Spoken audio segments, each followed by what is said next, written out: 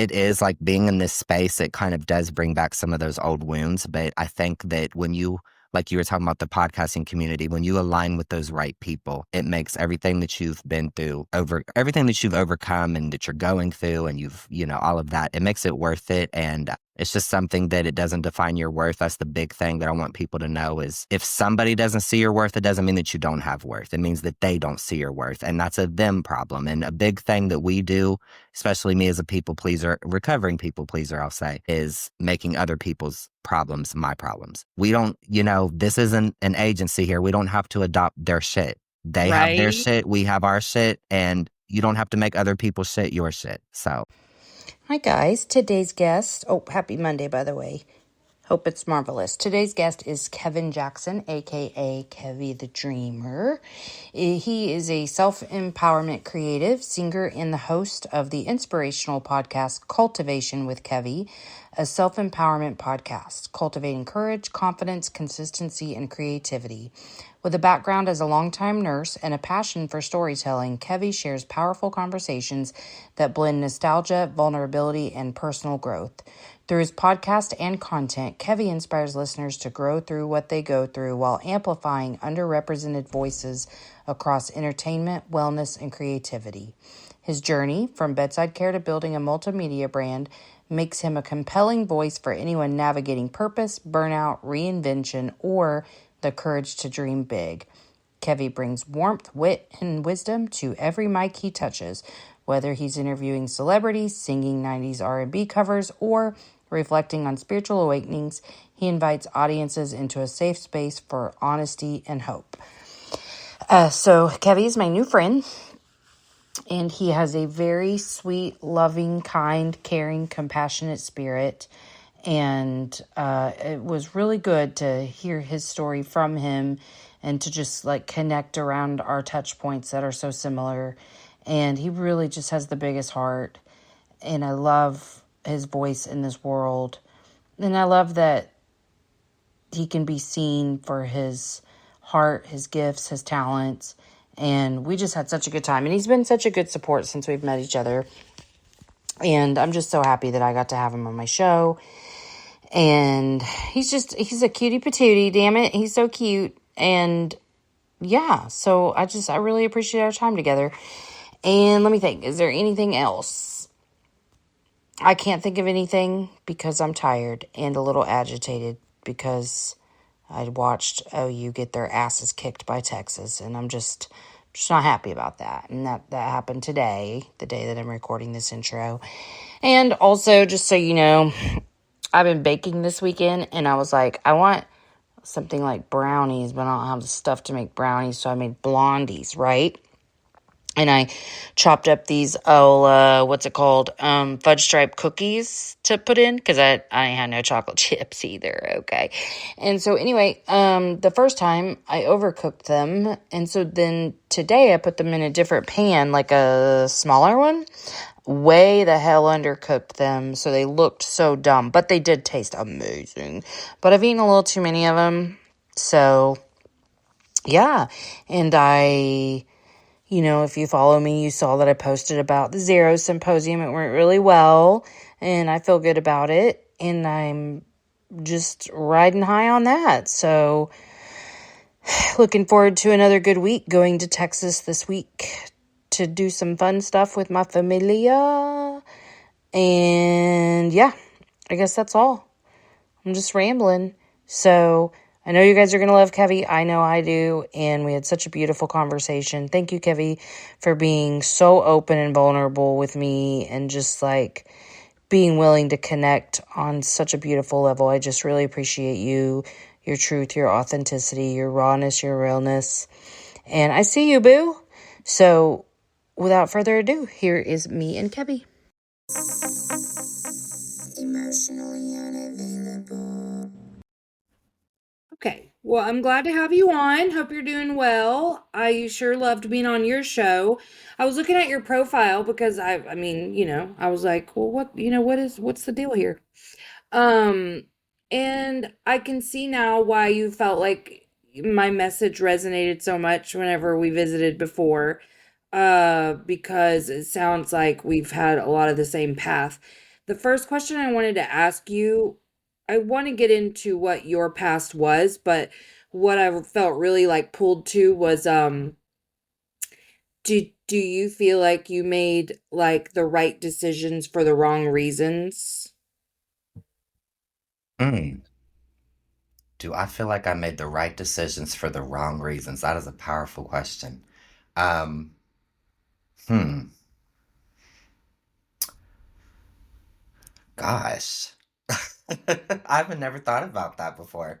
Um, Well, do you want me to unpack it a little bit? Because the reason I say that I did is mhm. because well, like being motivated by spite for me, like I'm gonna prove people wrong or prove myself right or whatever. And or not even or, but and that desire to be seen a certain way and to feel like I was worthy via success. Like, those are not the reasons that we should follow a path.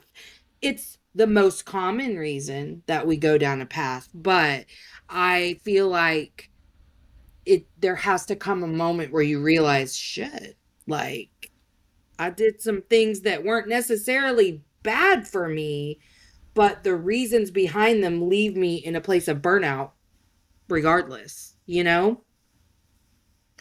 Yeah, I would say yes, I probably did at some point. I mean, we both are honest here, so we're both going to be vulnerable. I'm going to be vulnerable here and just be 1000% honest. Um, I would say for me, a part of some of the reasons why I did some of the things that I did in my past was because I wanted to be seen. And it's because I didn't feel seen. I didn't feel like anybody noticed me. I felt invisible a lot. I felt like, why am I even here? Like, what is there a reason why I'm here? So I feel like I had an unhealthy obsession with being seen, quote unquote, being popular. Um, I don't, Yes. I don't know if popular is the right word, but like wanting to be liked by people, wanting to be accepted, wanting to have friends because I didn't Yeah. feel like. So for me, I was very within myself. I really described myself as a turtle growing up because I had a shell and I didn't come out of that shell for anything. Yeah. Um, so I just feel like the older I got and the more like I kind of slowly kind of dipped my toe into the water to see, okay, what's this going to feel like or how's this going to look or whatever. Um, yeah, I feel like a part of me trying to heal or a part of me trying to unravel some things in my life was to be seen, and that's not always that well, I'm gonna say that's not the reason to do it at all. But yeah, so yeah, I never thought about that though. So I really appreciate you asking that because um yeah. Yeah, it's crazy, right? Whenever you start to like realize maybe some of the things you've done. I love, first of all, that you are being so honest and vulnerable. Isn't it funny how polar opposite it is to have this deep seated need to be seen and yet fear it with equal amounts of like veracity, Yes. that's Yes. God. I was just on someone else's show this morning and trying to convey that, like, even I don't know if you're experiencing this, trying to be a guest on other people's shows, going through the fucking rejection process of that, like trying to sell myself. I hate that shit. I want it like, first of all, you're stupid if you say no to me. So there's that. But also, do I give a soulful request? Do I make it businessy?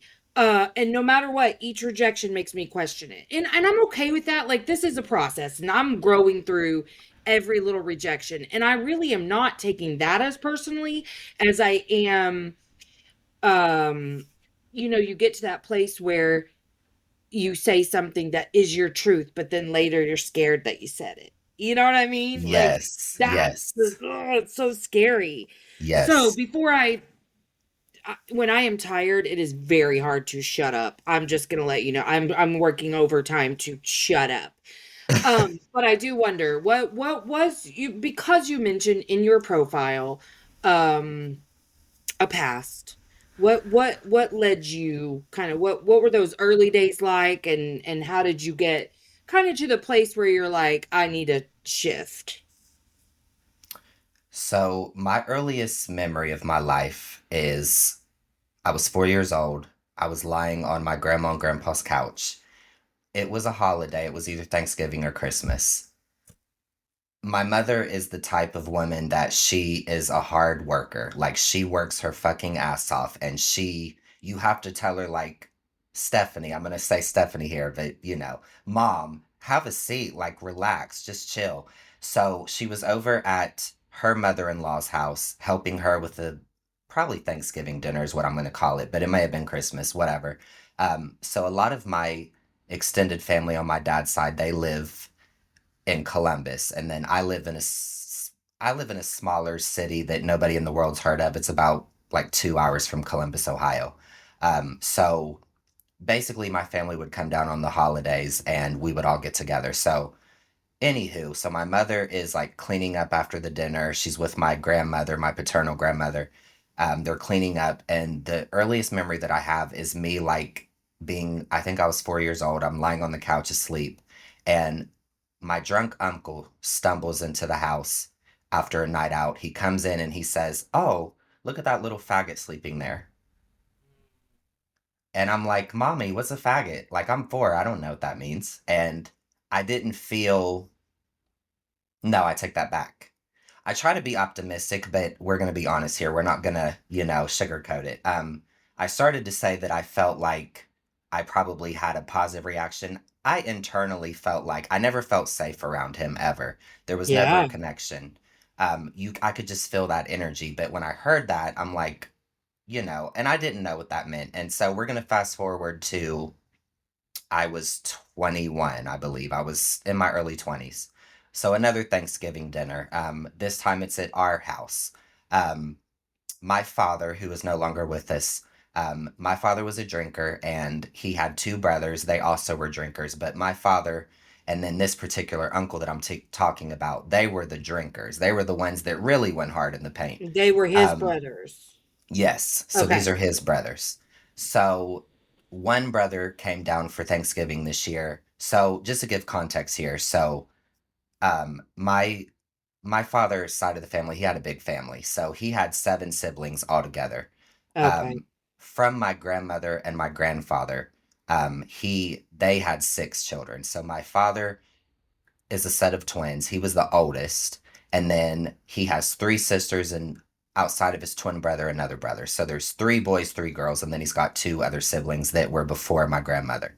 So this Thanksgiving, I had just graduated nursing school. I was kind of coming into adulthood, and I was a big lesson in my life, or not a big lesson, a big battle that I'm going through to find the lesson or to overcome this stuff is people pleasing. So coming Yeah. through all of, what I just shared with you. Um, so long story short, long story long here, I guess. My uncle that called me a faggot growing up acted a fool this Thanksgiving as well. Big shocker there. Um, for a good 10 to 15 minutes. And if you really sit down and think about that, like that doesn't sound like it's that long, but when you're being berated for 10 to 15 minutes, It feels and hours. you're Yeah. you're kind of shocked, like you're kind of like in a state of you want to speak up for yourself, but you're afraid, like you were just saying, like I want to express myself, I want to show myself, but I'm afraid of just fear, and that's a lot. But the moral of this story is me and my mother were attacked. I was again called a faggot, and I remember that moment. It was almost like That's So Raven when she has a vision and she sees like it zooms in on her eye and it pans out to like this scene, and I suddenly remembered like, oh, completely forgot about that. Like that was locked away, hidden forever, and Wow. you know, it brought it back out. And the moral of the story here with everything that I'm sharing, and this is the first time I've ever publicly, like outside of like family and friends, have talked about the family trauma that I've been through. Um, I've been called a faggot so many times that that word should be immune to me.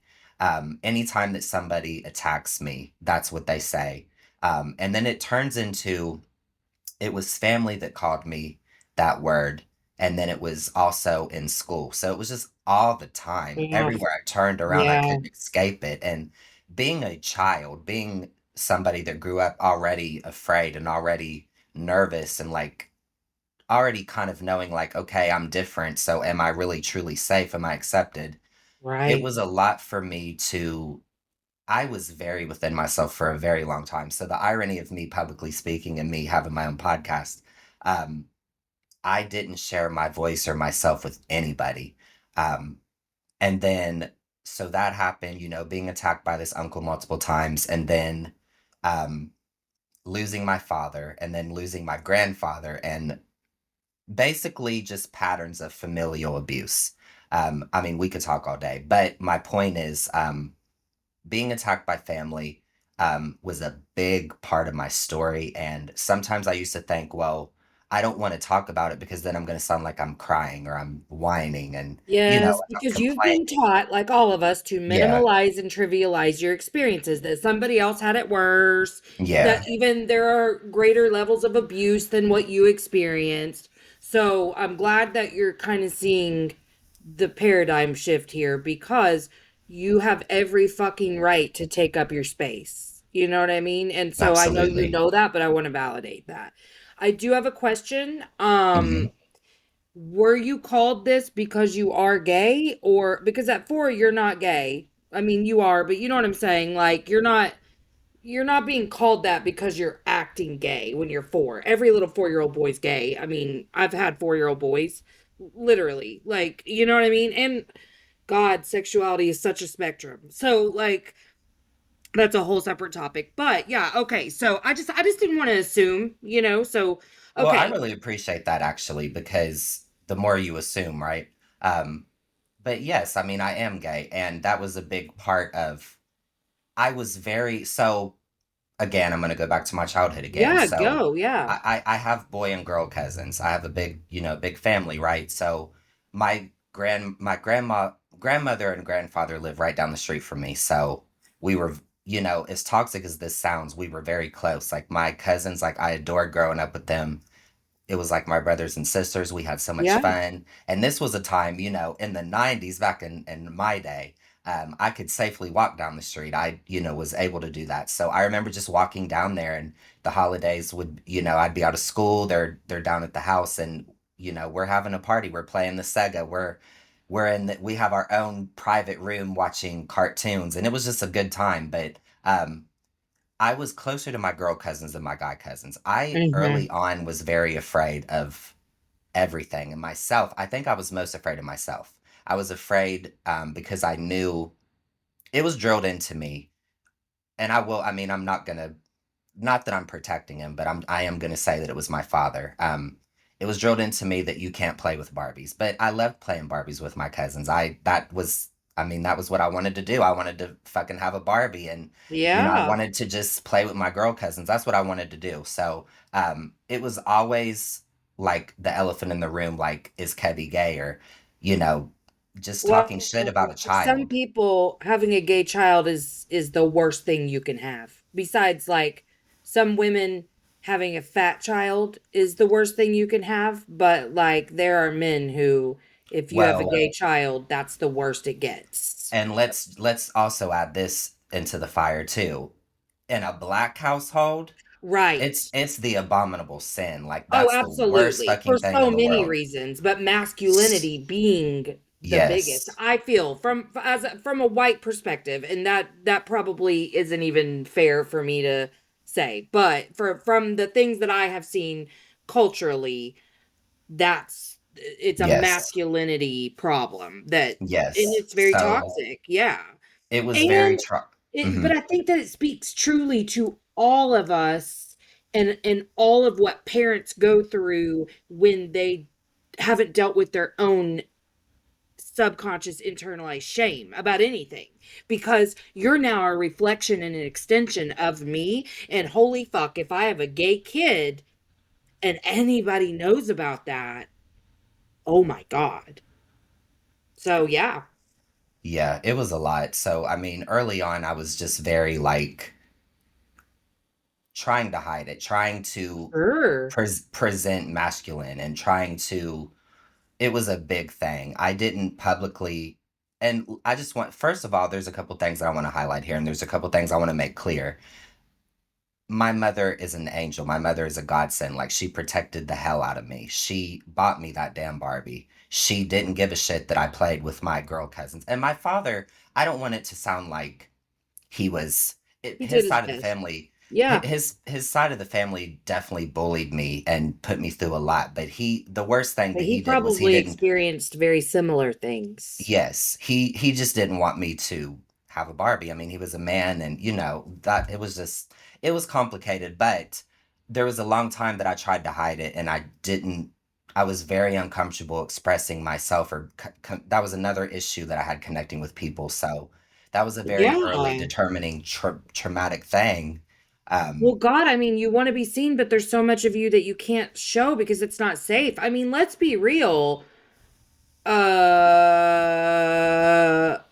Well, I guess I don't know how much safer it is now for gay teens, honestly, with the shit I see, but it was a little different in the 90s. And I mean, it was not as there's a widely lot as more examples accepted. now.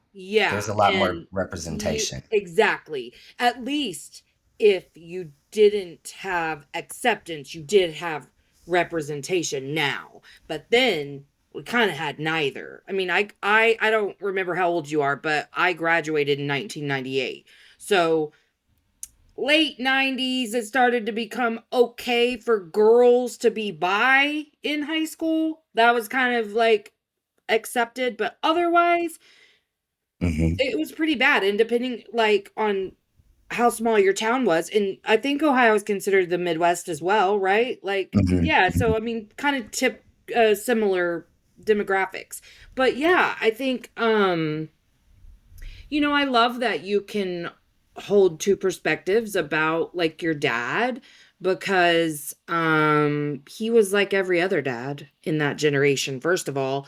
Hmm. And he probably had his own issues with people pleasing, or else he would have never let his brothers talk to you like that ever. Yeah. You know what I mean? Like that. And I was just talking to my husband about that last night, about some shit that he didn't defend me over with his family. And I mean, I've let it go because it is what it is. But I was like, that's because like you're so adverse to conflict, right? And nobody, I'm saying this as a 45-year-old, nobody then had this information. I mean, not in the West anyway. So yeah, I mean, I like that you can say he did what he could with what he had at the time to give. But also what a profound impact it had on you, identity, safety. I mean, we can't be honest in any capacity if there's not safety present. Absolutely. I love too that your mom was like, "You can have a Barbie shit." But I mean, I try to imagine what identity issues like this are like in childhood, because I know for me, I don't know that I've talked a lot about this on here. But so I was super sexually abused a few times by babysitters, right? Well, because of that, I had a lot of like, oh, I I had a physical response to that, like feeling aroused at a much younger age than my peers, whatever. So, I'll be doing shit with the neighbor kids, which I think is actually kind of normal, but like this was like to the extreme, right? There like we were far beyond experimenting, and it was like, no, no, let's do that for sure. But because I did that stuff with other girls, there wasn't a lot worse in my household than to be gay. So like I remember, and plus I'm like getting all this religious influence. I remember praying to not be gay. Like I was like, "Oh my God, Listen. can I please Mm. not be gay?" And Mhm. like I would call myself bisexual now if I mean, like, I'll do shit with girls, but like, I wouldn't necessarily want like romance with women. So that's why I'm like, I don't know that it's fair to call myself bisexual, but I've done plenty of shit with women, like whatever. And I don't give a fuck about that now, but oh my God, I was scared to say that for a long time. Yeah. Hmm. So you were like sitting around like, please don't let me be gay. Oh my God. We could have a whole episode about me just praying to God. Yeah, I mean, it, and it's very, I don't even know how to say this. Well, what you said, sexuality, excuse me, I can't even talk. Sexuality is on a spectrum. And I mean, there has been many nights in high school me crying my eyes out like I don't want to be this. I don't want to even be here. Like why did you Mhm. create me like this? Like it was a lot. Um, and there's a lot of people again, you said having experiences, deep experiences with like religion and that. So there was a lot of I will say that I heard a lot of times like you can't be gay. God Mhm. will not love you or God does not accept that or whatever their Yeah, version yeah, of that yeah. We was. all heard it. Yeah. Um, but I will say right now that I understand better. There's a reason why I am who I am and why I'm here. I do believe that a part of my story and a part of my purpose is to break those molds. Like you can be gay and love God, and God loves me. That's the real tea there. That's what people really It's don't not just understand. I. Yeah, Like there like can be this whole thing. yeah, like God actually does love me, and like it's this big whole thing about like that's it's the worst sin in the world, and but really all sins are equal, and Stupid. it's just there's a lot that we could. I'm not gonna go there, but yes, Yeah. there No, was a I feel lot. you on that. And that's really truly for myself, I've completely left religion, but I remember growing up and having a friend who was very, very homophobic from her religious teachings as well as racist. And believed wholeheartedly that God called us to not be in interracial relationships. And I remember I was just thinking about this the other day, and I remember kind of going along with it because I was being taught the same shit. So it was like, and plus, God damn, I fuck my Gemini ass who would just like, sure, people pleasing, like whatever you say, I agree with. Whatever Mhm. you say, I agree with. That was a struggle for a lot of years, but kind of getting like where my own like inner stirring was like, let's maybe not act like we're okay with that anymore. And there was a couple in ninth grade. I'll never forget these kids. I remember the girl's name was Ginger. I don't remember the boy's name, but they were both friends of mine and they got together, started dating. And I was like, oh, they're so cute, whatever. Cause I really didn't like at that point, I wouldn't still because I was told that if I brought a black person home, I would be disowned because that's how cool my family is. So like I wasn't going to make that choice, but it was nice to watch other people make that choice.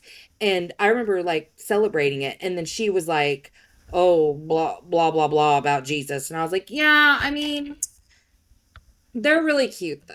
And that was like the first time that I like actually stepped out away from what I was being taught at home and at church. Cause truly in Oklahoma, there are churches that teach this shit that say interracial marriage is a sin. They go hard on the gay folk, you know that. But like even bringing race into a conversation in religion is fucked up. But kind of just watching the world and way like that was perceived. And I mean, I didn't grow up in like a small town per se, but it was very white, very, very white. And when you apply a lot of those nationalist themes, like it's crazy how much people will use their religion to say, you're not worthy of love and belonging, in essence, is what they're saying. I mean, you can cut through all the hatred and just say, you're saying I'm not even worth the space that I take up.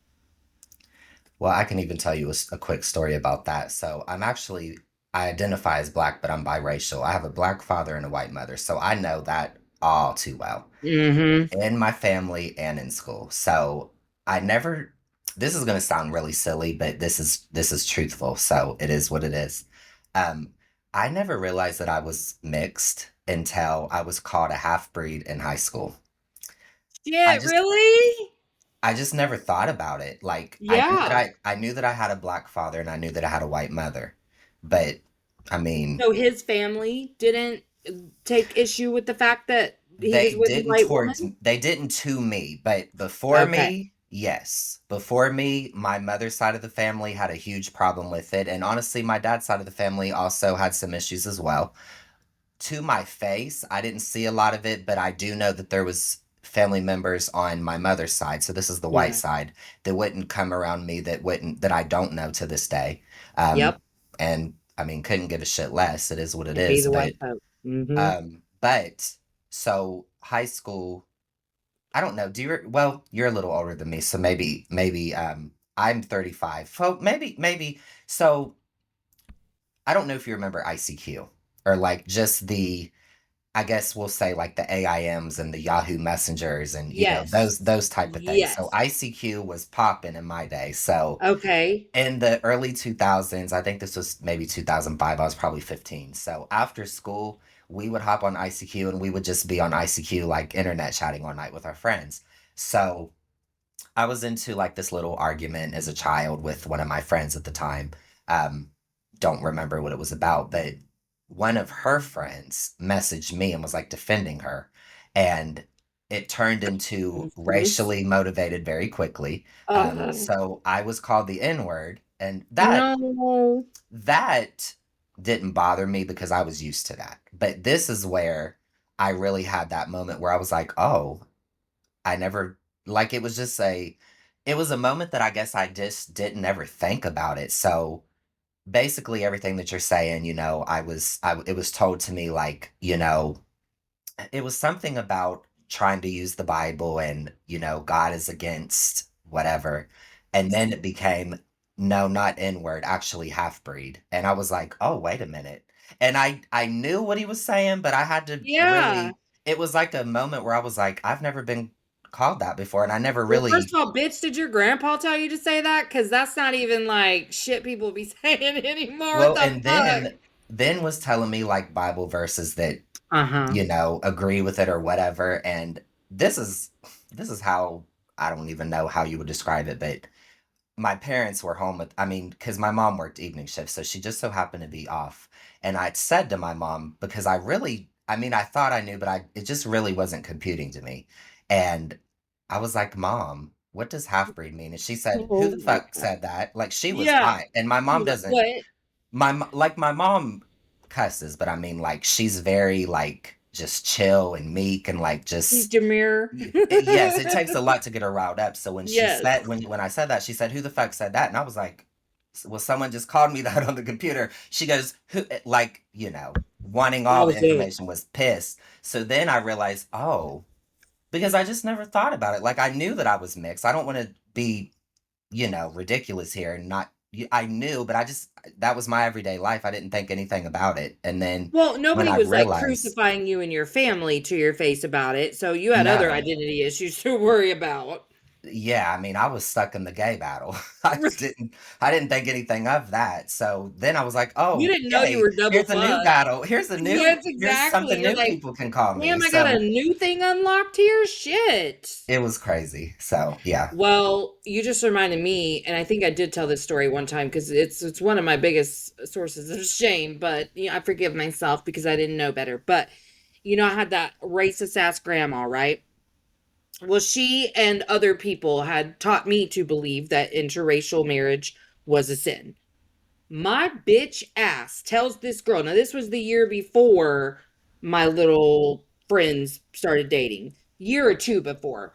Uh, this poor child is biracial, and I fucking say to her it's a sin. What?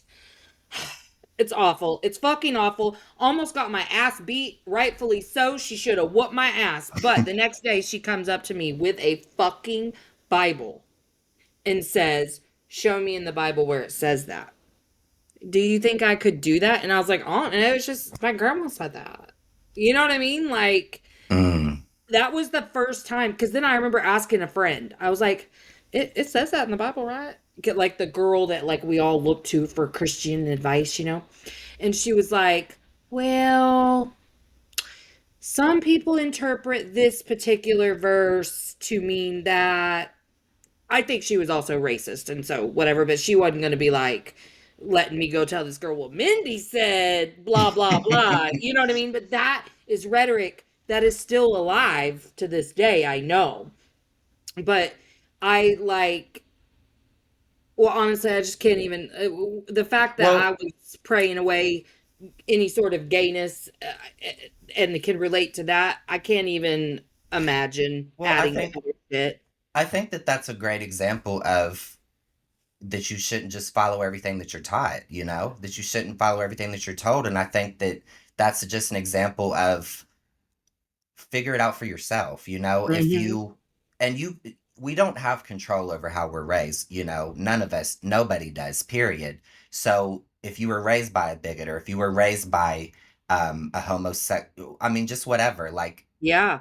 you don't have control over that. But what you can control is your enlightenment and your awareness as you grow older. And that's, we can't hold people from where they used to be. Let's hold people for where they are now and hold them Right. accountable. You know what I mean? Like, Yes. Well, and I will tell you, it took me having my oldest child who's just so much smarter than I am.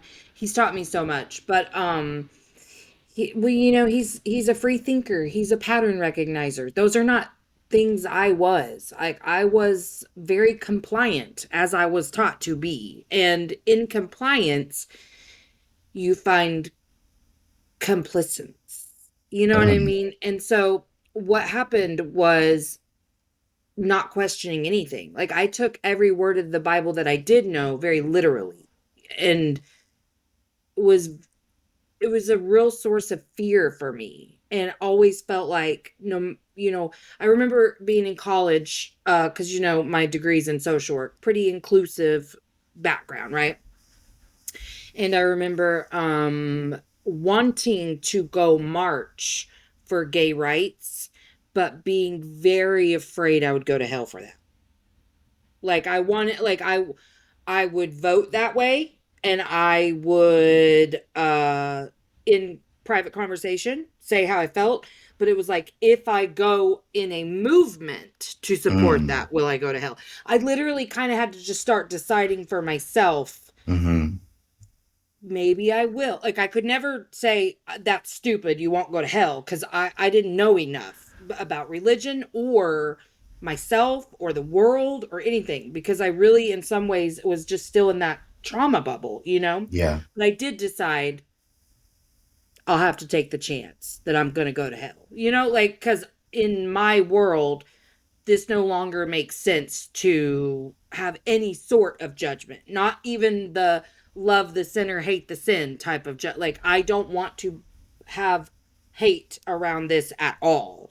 But and then also even just racially, like I want to write this article about um, unconscious bias so that people understand why DEI is important yeah, and that is what perpetuates the mediocre white men getting the jobs is unconscious bias. But for me, I remember leaving that racist environment and being 18 years old and out on my own for the first time and not wanting to carry any of those stereotypes with me anymore, but to be very honest, feeling very afraid in the presence of black men. And yeah, so what I had to do to overcome that was like look them in the eye and treat them like a fucking human being mm-hmm. and receive their good energy and just overcome it one black man at a time. Literally, like that's what it took. But I was like, I don't want to interact anymore as if these people aren't human. Like I am afraid and I will own my fear, but I'm not going to act the way I was taught to act anymore. Like I didn't have that hatred, but I didn't want it to be I wanted everyone to be a human to me, you know, and not in the fucking colorblind way that some people like that would I wanted to acknowledge what was actually happening in this country. You know what I'm saying? Yeah, Anyway, and kudos to you for doing that work, well, because I not was really everybody lucky clearly because I does was that. raised around, in being raised with my grandma, I was in a kinship foster care, and our foster agency, it was a private agency, did so much to counteract racism and sent me to a camp in Arizona called Camp Anytown. Loved it. But it was very they called it a leadership camp, but I think that for so many reasons they didn't tell us what it actually was, but it was about cultural acceptance and diversity and learning about other cultures so that you could like put a face to the name. Because for so many white people, we didn't know a Jewish person, we didn't know a Buddhist person, or, a Middle Eastern person, or a gay person. Like the most homophobic woman in my family, my aunt, turned out to be gay, came out in her 40s. Weird. You know what I mean?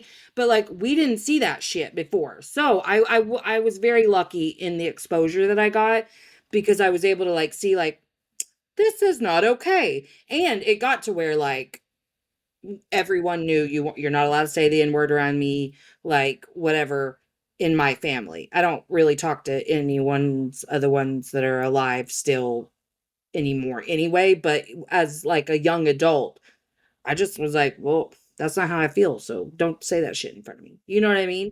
But I was lucky because it was the foster care agency. So when are you kind of new into this whole pivot of like living your dreams, speaking your truth, like all of that? Yeah, I would say it started for me after my grandfather passed away in 2020 due to COVID. Uh-huh. I always knew that when my grandfather passed away, my paternal grandmother, that it's always death, right? Death causes the family drama and shit hits the fan and it all falls apart. Mm. Um, So yeah, I mean, situations happen after that. Basically was attacked again, and I just finally, at this point in my life, I finally had enough courage to say enough.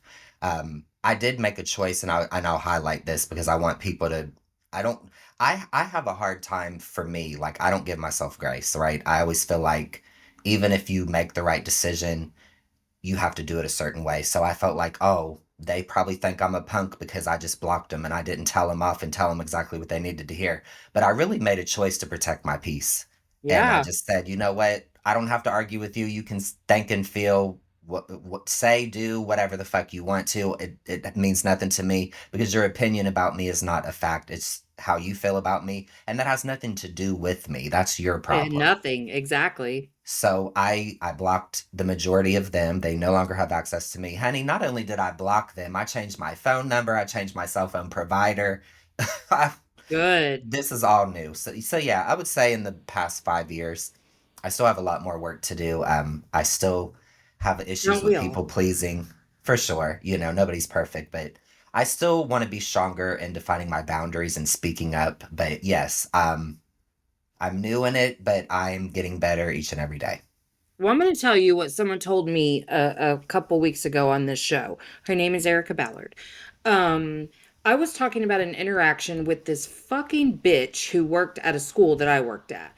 And I was playing around with a student one day and she came and fucking berated me in front of everyone. She's an old ass fucking boomer and I fucking cannot stand boomers. They feel so entitled to just cut you down right where you are no matter what, right? So she did that and I took it because people pleasing, and she was older than me, and I just paralyzed. Like I'm a freezer in conflict like that, unless it's people I'm close to, and then I'm gonna go ham in a way that I'm ashamed of. Like there's no balance, whatever. I mean, now I would probably respond to either case differently, but at the time I was still very deep in my people pleasing. So I was talking to this girl about it, and I said that I had for some reason that morning that interaction had been playing in my mind and I was thinking I would tell that bitch now blah blah blah, and maybe I would still, but what she said was, I'm going to challenge you here because I think that you're in that strong women do this thing, and you're holding yourself to like a perfectionist standard there that you're not even seeing, because strong women can be strong in lots of ways. It's just as much strength to decide to protect your peace as it is to cuss someone out. Like, either is okay, but we don't have to shame yourself for any response like that. Like, you did what you felt you needed to do in that moment, and maybe you'd make the same choice now. Maybe you'd make a different one. Maybe you'd even just go somewhere in the middle and be like, you know what? Respond, but not like cussing her out the way I really felt like I wanted to. And I think that's truly, I know that I talked about this when I was on your show, but truly getting to a place where we can offer ourselves all of that compassion is the key, because that's how you can start to offer other people too. The way that you have compassion for your dad, if you can remember that, like, that's the compassion you need too. And we will find ourselves holding other people to the same standards that we hold ourselves to. And I remember thinking, like, any argument or whatever, because I'm a fight for justice kind of gal. Like, it's going to be fair. If I get fucked, you're getting fucked. And I just don't care. You know, like, I will not care how unhealthy or toxic that is. It's going to be fair. I'm not really like this anymore, but that's really how I was for so many years. And, but I will find myself in the patterns of like, but so I'm the only one to suffer here because what? I'm going to like be the bigger person. And it's, I don't look at things like that anymore, but I will be like, how much peace is this worth? You know, like, what do I want to give this energy? Whatever. And then I'm going to move on from it. But sometimes I would get pissed still because I'd be like, well, where's the accountability in that? And I think that's when I realized I'm holding myself to that same cross, because where's the accountability if I'm not going to beat myself up and make myself feel like a piece of shit? And accountability isn't that. That's just shame, guilt, blame, hatred, toxicity. Accountability is just the acknowledgement that, like, I don't necessarily like the way I responded to that. And is there a way that I could feel better after an interaction next time? And just kind of slowly processing that and moving. And then the next time, I'm going to respond a little closer to that version of me that I want to be, and a little closer the next time. I still fly off the handle, you know, like, if my daughter gets me a little too pissed off, I'm still be like, go to your fucking room. I'll talk to you in a little bit. Get the fuck out of my room. Whatever it is. I mean, I'm still gonna be a bitch sometimes, you know? But I think that was really key for me, was releasing those expectations for myself and just deciding I'm gonna love the shit out of myself no matter what. Because that's the only way we can receive that feeling from others too. That's the energy we're going for, you know? Yeah, absolutely. So tell the listeners about your show.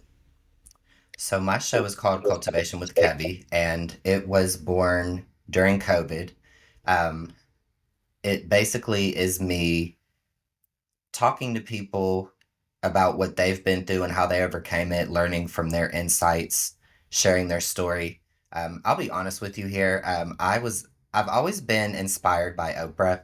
Um, what she presents to the world, I'll say. Who knows about Yeah, yeah, how she yeah. really No, is? me too. But so her channel OWN, she had a show on there, and I don't remember what it's called, but she interviews people, or actually, I don't know if she really interviews them, or it's just them telling their story. And basically, the show starts off with I think it says everybody has a story, or every life has a lesson, or something like that. But it just really stuck with me. And I'm like, that is so true. We all have a story. And I'm always just wanting to talk to people about what they've been through. And like, I'm that person that I don't do small talk. Like, let's get to the deep shit. Like, let's be real here. Like, like, I'm just gonna jump all in. So Same. that's me. So it's basically just me learning from others, and also like kind of sharing my experiences and what I've learned from them to help other people. It's a play on the word cultivation spelled with a K. So that's my show. I love that.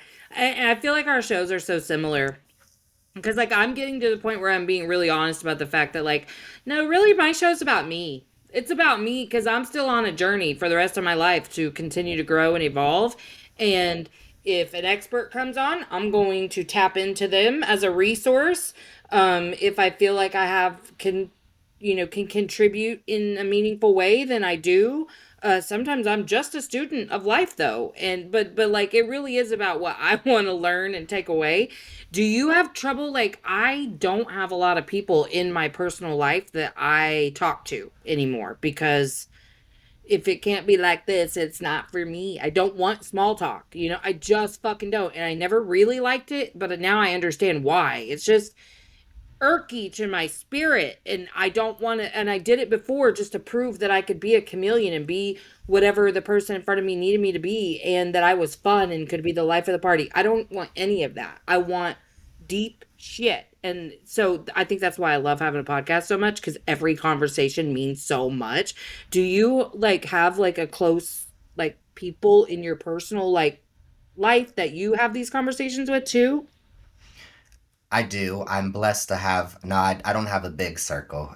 But like you said, like I was talking earlier about wanting to be popular and wanting to heal, like that part of me that didn't open up to people and just wanted to be more noticed. I realized that you don't have to be Mr. Popular or have all these people. If you have like a few or even one, or just, I mean, just one person in your life that you can talk to, you're blessed. So I have two cousins that I like run everything by.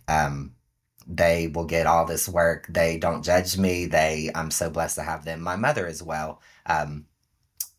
Yeah, I'm blessed that I do have people, but I'm like you, like I don't keep a lot of people. I'll say that. Like I go through phases of, I'm a travel nurse by trade, so I meet a lot of people and I make a lot of great connections, but they don't always last. But sometimes Yeah. I'm realizing that it's seasonal, and Yeah. um, it's just about where you're at in your life, proximity, like you're going through something with them, and sometimes when you move on to that next chapter, they don't go with you, and that's okay. Um, yeah, I love Yeah. the podcast arena of having these type of conversations and learning from people is definitely like more my speed. Like I really want to know like what you have, and sometimes it's almost like like I don't want to offend anybody or be like nosy or whatever, but I want to know like what the fuck you've overcome and how you No, yeah. and it's not from an instant or from a place of like just being nosy. It's from how can I apply it to my life and help other people, because there's people Exactly. that go through some crazy shit that you'd never know about, and it's like how did they overcome that? Like how did they find the strength or even the grace to just get up the Yeah. next day. So yeah. Because there are people who don't know how to overcome what's happening in their life right fucking now. Yeah. And if anybody finds themselves in that place of profound darkness that I was in just 2 years ago, I mean, my God, we're almost October. Like literally 2 years ago, I want them to know it's not as hard as you think. It's not hopeless. Like there is the other side, and it's just a couple of choices away. Like, but they feel like so close to one choice to end it all. And I'm like, no, no, no, no. Like there's a way out of that. And you're going to get so fucking happy that you actually feel grateful for that time in your life. Like that's possible too. And Hmm. it's not just Hmm. possible, it's the truth. It is the living truth, and you can get there. So I'm the same way. Like, I hope that I have made it clear enough on my profile. Like, don't come if you're not bringing your true shit. But there are people that I've been introduced to, and even I don't do a pre-meeting, so I have an episode right now I'm not going to air because the people were shitty. They were mean girls, and I didn't like them, so I'm just not going to air it, like, period. But that doesn't happen very often because most people are ready to come and bring who they are so that we are all so tied in this mission to help others, you know what I mean? Yeah. Hmm. I feel like most podcasts, even if they're funny or whatever, I feel like most of us have that same desire to be seen and to want to help in some, whether it's to make someone laugh or to give them hope or whatever it is. I Absolutely. love the podcast community, man. It's great. Yeah. Well, where can we find you? So I have a website, www.keviethedreamer.com, where You will get all of my episodes are on there. I'm in the process of updating, so there will be a lot more content to come. So there will be some merch as well. You can follow me on social media at Kevie the Dreamer. I'm most active on Instagram, but I'm pretty much everywhere. Um, think that's it. Okay. Well, and Can't I'll think make of sure I anything put all else. that in the show notes too. Thank you so much for coming on. I had such a good time with you. Yeah, thank you for having me. I really appreciate it. Also, really quick, Melissa, I also want to highlight something you said earlier. Um, Yeah. I love, honestly, obviously, I love your honesty. And I just want to talk about, you talked about rejection for a bit. It is, sometimes it's hard to like put yourself out there and then to just be rejected. And it is like being in this space, it kind of does bring back some of those old wounds. But I think that when you, like you were talking about the podcasting community, when you align with those right people, it makes everything that you've been through everything that you've overcome and that you're going through and you've, all of that, it makes it worth it. And it's just something that it doesn't define your worth. That's the big thing that I want people to know is if somebody doesn't see your worth, it doesn't mean that you don't have worth. It means that they don't see your worth. And that's a them problem. And a big thing that we do, especially me as a people pleaser, recovering people pleaser, I'll say, is making other people's problems my problems. We don't, this isn't an agency here. We don't have to adopt their shit. They have their Right. shit, we have our shit, and you don't have to make other people's shit your shit. So, Well, and you know what you just made me think of, and thank you for that. Like, I know I told you this before, and I say it all the time, but I really put it out to the universe, like, send me the people that are meant for me. So then how can I fucking get upset whenever yeah, it's like they're not meant for you? And they're not, and I absolutely. know that. And so that's why I Absolutely. moved through the rejections pretty easily. But there have been a couple that were a little tender, a little tender. Even those bitches that I had on my show that were fucking mean. Like that one got me a little bit because I Yeah. was already feeling a little insecure that day because I started my period that morning. I had no makeup on. My hair was in a messy bun. Like I'm okay showing up however the fuck I have the energy to show up. But that Mhm. day, they were dressed cute and whatever, and they were acting like weird about it. And I was like, okay, what? But I was not like feeling my best. So it Yeah. got me a little bit. Hmm. Fuck them. Yeah, like you don't have to make other people's shit your shit. And, like you said, like sometimes when you ask for something, it's like be careful what you ask for, which it's Mm-hmm. not a bad thing. I don't want to say it like that, but it's like sometimes what comes with that, like you said, like finding your people, you will have rejection that comes with that because it's a process of Yes. finding those people that aligns. And I go through rejection too, like trying to pitch to people to be on my show. I get rejected all the time or get ghosted or, left on scene, whatever. So actually, it's funny that you talked about that because I actually am releasing an episode on rejection soon. Um, because it's a big theme of my life that I'm just trying to overcome. So yeah, Yes. you I just knew I felt the need to talk about that for some reason. I'm you just serious because I just go with whatever's like coming up for me right then. yeah, yeah. I mean, we just gotta love ourselves through it. Like you said, like we gotta just Exactly.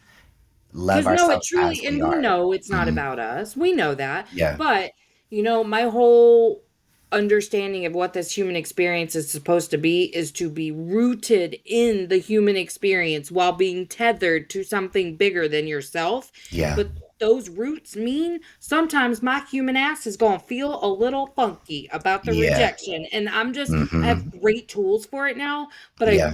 I want to stay very open about the fact that, like, as confident as I am, Hmm. I still face rejection and it still bugs a bit sometimes. So, like, it's important that we stay authentic to ourselves and for people to hear, like, Yeah. you don't get a day where you wake up and you go, nothing fucking bothers me anymore, ever. You know what I mean? Right. Right. I do wish that. I do.